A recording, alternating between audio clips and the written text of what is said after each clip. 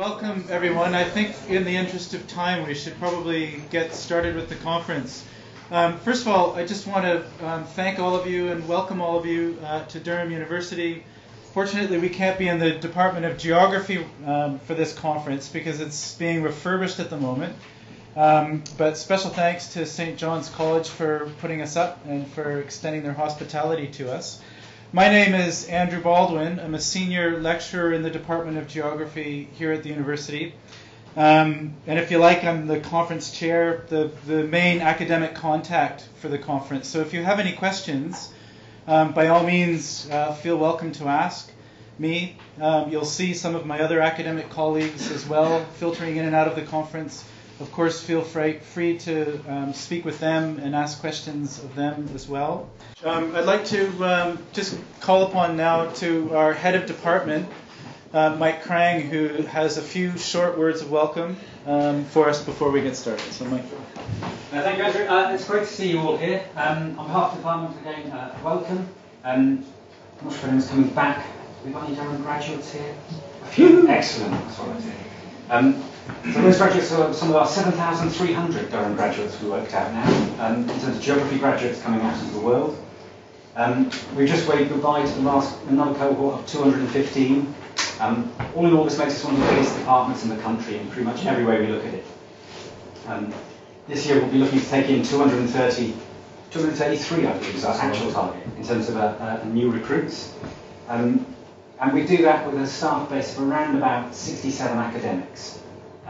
In a total staff of about 143, including postdoc researchers, postdoc fellows, support staff, you name it. So we're a large enterprise. I do laugh when I talk to my my daughter's geography department at school, which consists of 2 people, and I'm running one of 143. So it's a slightly different order of magnitude. Really, we try to put this on partly because we feel a sense of both obligation in terms of disciplinary leadership, in terms of what's happening in terms of a changing curriculum. Partly, you might wish to say disciplinary culpability, because some of our academics were on the group who wrote the revised specification. I have to say mostly about ice and carbon and stuff as it happens. But we look at this as an opportunity. This is a chance to actually make sure that we try and do what we find one of the more difficult things, the transition from school to university, how we get students in a nice position to do that, how we line up what we're doing, what you're doing, how we get some sort of creative dialogue going there. And I think this is something which universities have stepped back from the last few years, and probably wrong. So hopefully this is just us trying to do our bit to try and move that dialogue along. It's exciting times for the discipline in general, and I think that's something we want to capture. Okay, and with that, what I'd like to do now is introduce to you Gordon McLeod, who is the, if you like, runs the admissions side of the department, and he's just going to give us a brief background on admissions and how you can help your students in making their applications to our department. So, Gordon. Thanks, Andrew. Yeah, and welcome. I mean, it's great to see so many of you here. And nobody's thanked Andrew yet, but I'm going to thank Andrew as well for working. I mean, you've put a lot of work alongside Jen in terms of putting this together. So a big thanks on that. Mike, you were the original kind of thinking person in terms of putting this, in terms of the inspiration for this as well. So it's great for it's great really to see this happening. I think. Obviously, yeah, and then the worry that it's going to come up. I mean, this first slide that I'm going to show you after this one is indicates kind of maybe some of the things that Mike was talking about. We've obviously, in the last, since I wrote this, we've got 3 new staff. That's, I think, what the point. The key point I want to make here really is that we have a big department, like Mike indicated.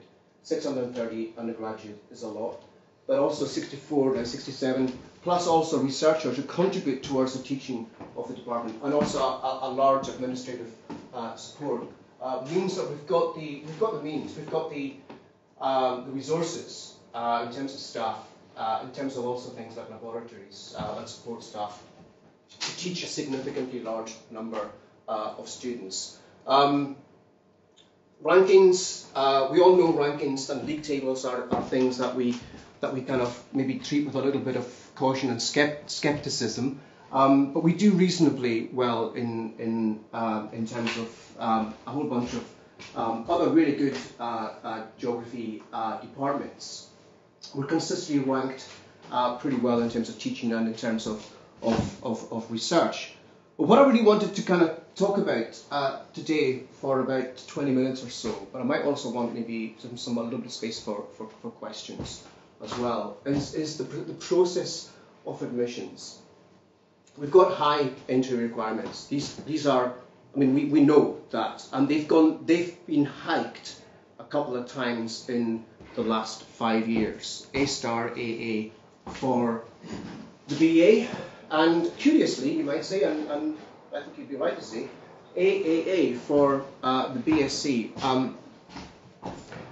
In 2010, the university instructed us to go from AAB to 3As for both degrees. And then in 2012, the year when the fees were also introduced, we were instructed to move for both degrees to A star, AA. We found that this was, we weren't, I think it's fair to say that we weren't entirely happy. We accepted it. We weren't entirely happy with this instruction, quite frankly. I'm not breaching any kind of any rules there. But we found that there was a drop in applications. There was very much a significant drop in applications in the BSc. And we applied in 2014, end of 2014, for entry in 2015 to have the BSc requirements reduced to 3As, which is still high. We're aware of that. We still have year on year, over the last 3 years, this 2016 increase is looking the same. We've got about 62% of our applicants are for the BA, which is kind of getting close to 2/3. That's quite a lot. And as a department with equal number of BA facing, BSc facing staff, it's quite a challenge. So because we try to get an equal number of BA and BSc students onto the 2 degrees. So one of the aims was to try to, by lowering the offer, is to try and gain more up. It's not to suggest somehow that the BA is harder, or that the BA is somehow we're looking for more qualification. We're obviously we're not deliberately looking for more qualifications. We're actually trying to encourage more students to apply to the BSc. We have no specific subject requirements for the BA. You might be surprised to hear that we don't actually even insist on geography. Most of our students who apply and get onto the BA do geography. That's how they get interested in geography, but we don't have that requirement. For the BSc, we recommend that there's one science subject, and that can include geography. Also, actually, we probably recommend an additional one as well. That's not to suggest that we've not made offers on the BSc to people who've just done geography and maybe not another science, but we do look. We ask students to think carefully because of the science content, some of which you're going to be hearing about in the next 24 hours. We would recommend students or applicants think very carefully about applying for the BSc, given the science content. We don't include general studies, EPQs, AS levels in when we make an offer. It's based on 3A levels, basically, or IB or equivalent. Now EPQs, students who do extended projects, I think when I say this at open days, it's quite a frustration because it's a big piece of work and it's a significant piece of work. And it's a piece of work that really, in many regards, is probably it's certainly relevant for the sorts of work that they're going to do, particularly in the second year and the third year of their degrees. Now, that's why we actually will look at the EPQ, and we will also look at the AS as well. More in qualitative terms, we'll say, okay, they've done an EPQ. This is something that actually is important, and we will use that not in terms of basically, you won't see an offer that says you must have an EPQ. But when we make an offer, we will consider the EPQ, particularly if it's in geography. However, crucially, actual and predicted qualifications are only one element of three that we consider when making our offers, when we're looking to identify merit and potential. And there are two other things that we use to enable us to make our decisions on applicants, and that's the school reference and also the personal statement. Now, the personal statement will obviously be the place where something like the EPQ can be talked about. That's the place where maybe an applicant can say, look, I did my project on slums in Mumbai, or ice sheets, and that's the place to talk about that. The personal statement is also it's the opportunity for applicants to explain why they're doing geography. Now, what are we kind of looking for? We're looking for enthusiasm. We're really looking for applicants to convey their passion, their interest, their enthusiasm for studying geography. And there's different ways in which applicants can do this. And sometimes there's kind of been a little bit of a drift in some cases where there's this kind of first line, which is kind of ever since the time of onset and start of truthfulness, ever since I was the age, or it was sitting at top, a particular line. I think that's a bit cliche. We really want the individual applicant to really kind of, in a kind of measured, non-cliched way, to kind of identify what they like about, what they find interesting about geography. Now, another thing that can happen a lot is listing of interests. So I attended a talk at the RGS. I read this piece in The Economist. I read this piece in National Geographic. So a list of kind of things, and which obviously kind of conveys, this really kind of conveys interest. But actually, we would probably, welcome, and we think it's a better kind of indication of somebody's real interest if they maybe identify one or two specific topics or processes geographically related, and to say a little bit about these, to actually use the opportunity of the personal statement to talk a bit about those. So what was it about that particular lecture? What was the lecture about? What did the lecture do for you? The inspiration, like I say, the inspiration might have come from a book, an article. It could be an article in the newspaper.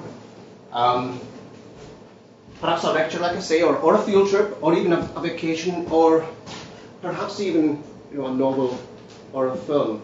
Be prepared to talk about our experience. Be prepared to talk about the source of inspiration. What was it about the viewpoints, the content, the ideas, the arguments that made you think? Don't underestimate the extent to which we're looking for thinkers, people who really are able to think quite independently already, and to show that kind of potential. And maybe to talk a little bit about, this book really made me think differently about something.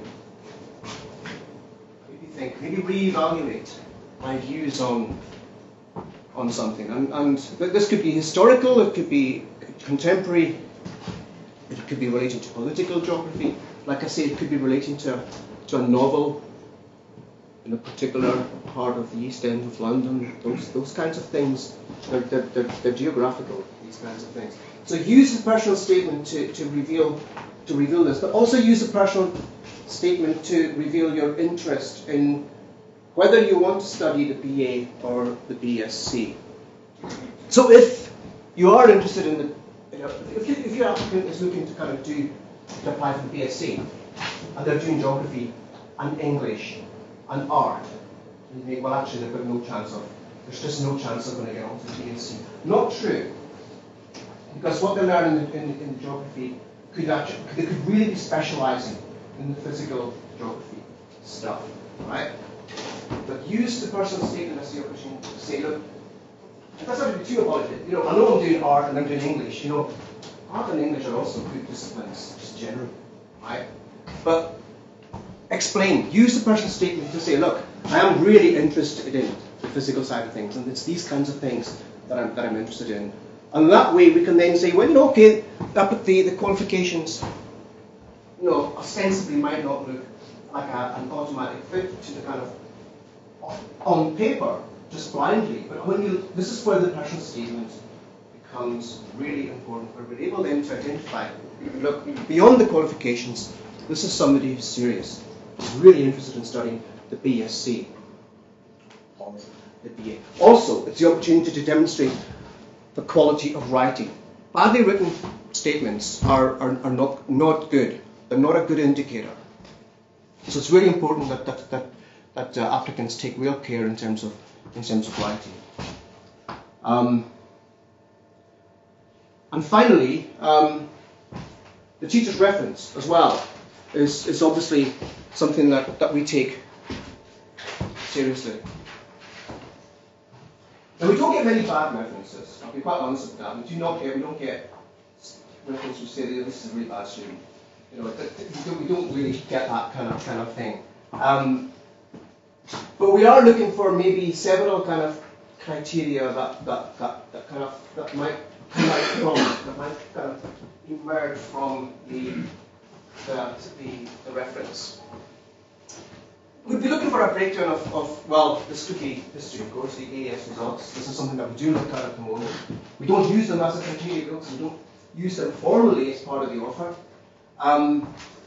But we want to see some evidence of how applicants are doing in the first year of their A-levels or equivalent.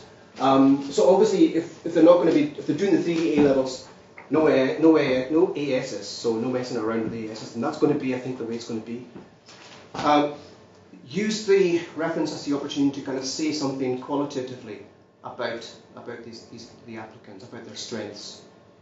You can presumably talk about some of their performances, although not in terms of the ASs. So I don't know if the UMS equivalents are going to continue, but that kind of thing can certainly, that helps us to identify, look, they're really doing well.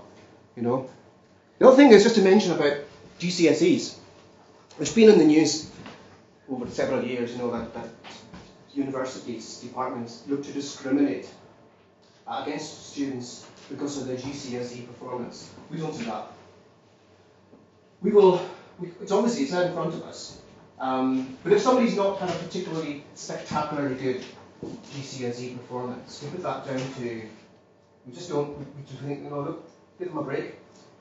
If they might have had a bad year, they might be on an upward curve. Obviously, if they've done very well in GCSEs, that's fantastic. We're not going to, but the crucial thing is really what's happening in the final 2 years. Did you have your hand up there? No, sorry. I saw a pen going up there.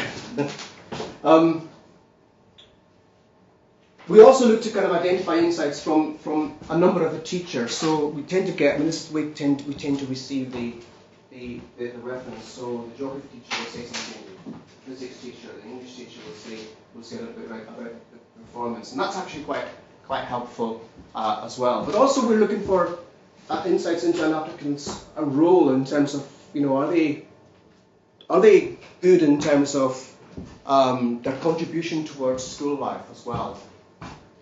I think teachers are often very keen to kind of talk about these kinds of things. So identifying characteristics such as responsibility, support for fellow students, compassion, those kinds of things, as well as obviously things like sporting activities and other extracurricular activities. Also, it's important to acknowledge and to make us aware of any mitigating circumstances at the time of the application, and also to follow that up during the year.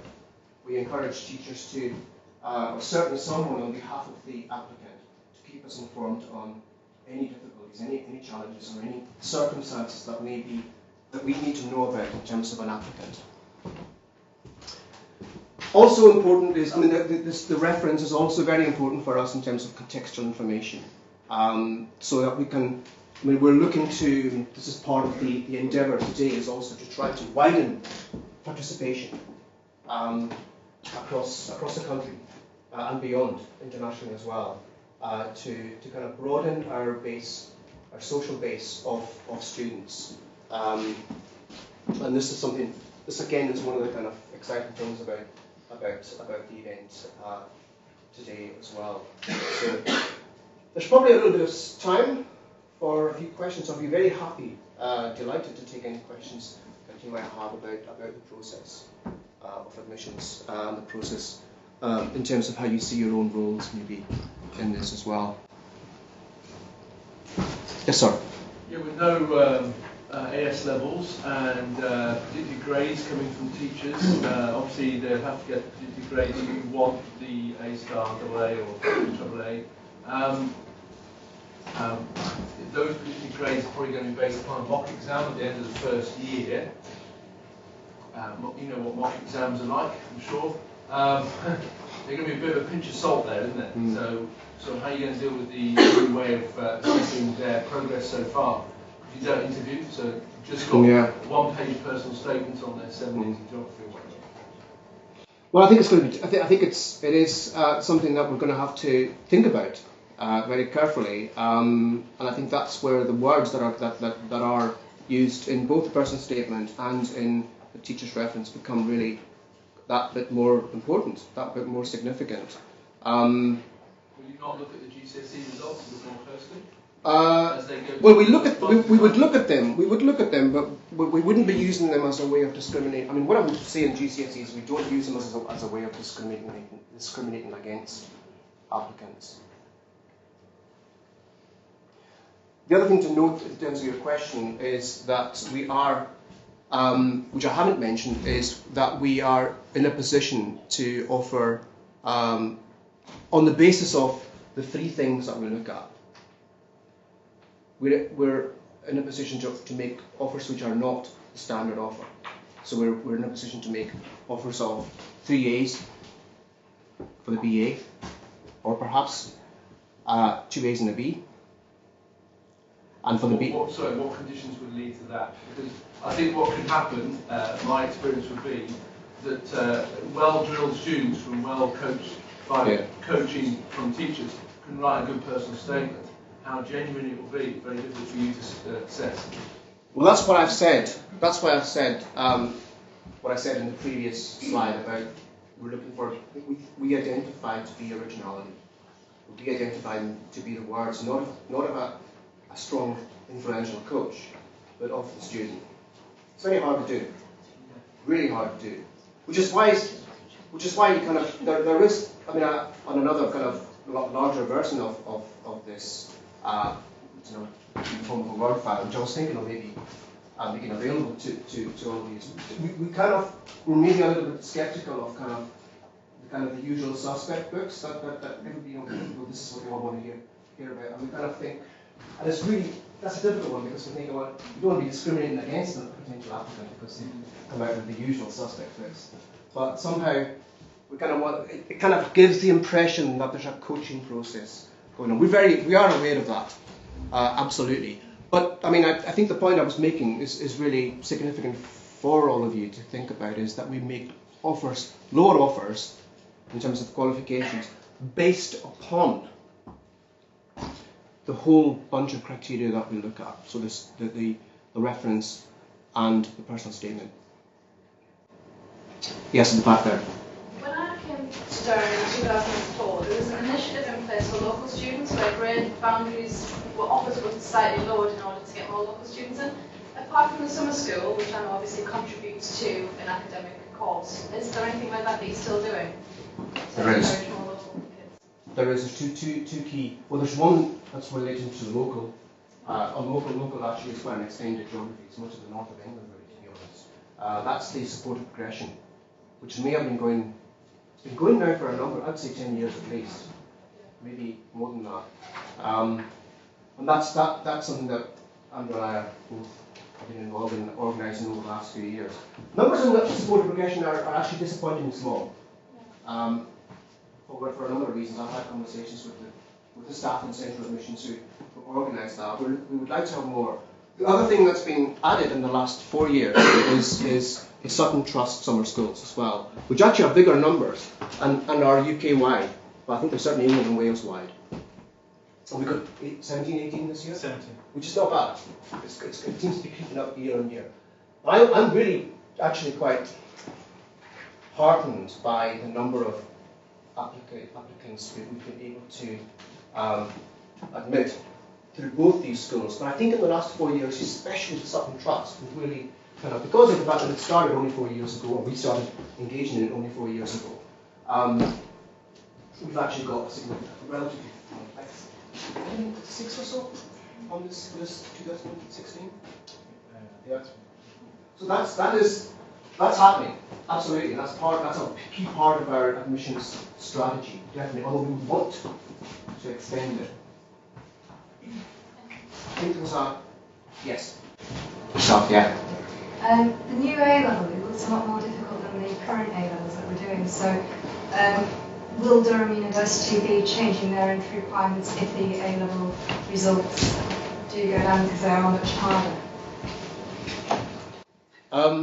There does look to be a big I feel against the wall here. I think we would have to monitor that. Absolutely, yeah. Definitely. It looks a lot more. Do you think it's? I mean, if you're saying, I mean, if there seems to be a kind of sense that this is obviously something that we're going to have to consider. Can I just mention that came up at the GA conference this year, and the posse of university people who were there said that the A level wasn't going to be any more difficult. It was the GCSE that was stepping up rather than the A level. I mean, I don't know whether that's changed, but certainly that's what they said because I asked that same question. Yeah. The A level is a lot more difficult than the new A level. Well, I mean, at this stage, we're not able to make any kind of cast iron assurances on the qualifications and the offers. I mean, but I think it's something that we might need to be that the consider. exam boards change the grade thresholds to keep consistency, but it is a lot more difficult having started preparing resources. I mean, I would think that if that sort of process were happening, let's say it happens in the very first year of its introduction, which would be 17, 18, and we get and it becomes known, it becomes known nationally. Yeah. Then we would then liaise with our central admissions team to talk about this and say, look, this is a big issue. We're going to need to think about whether we can continue to make the offers that we're making, and we would also be looking to respond, and then we could look to be more flexible. Absolutely. Because obviously there won't be any resits either, so part of your high grade entry was the fact that students could do resits to get those high results, and there's now one chance of doing A level at the end of 2 years, and it is a lot harder. Yeah, well, that's really important for us to know and to keep an eye on. Mike, you gave us a figure about how many of the what proportion of national English and Welsh students you were expected to get if you were doing geography. Let's assume the A level the A star you're going to get was geography. What was the figure? 17%? How you measure it, but I mean, the bottom line for this department and this university is we are aiming to get about 20 to 25% of the best geography applicants in the country.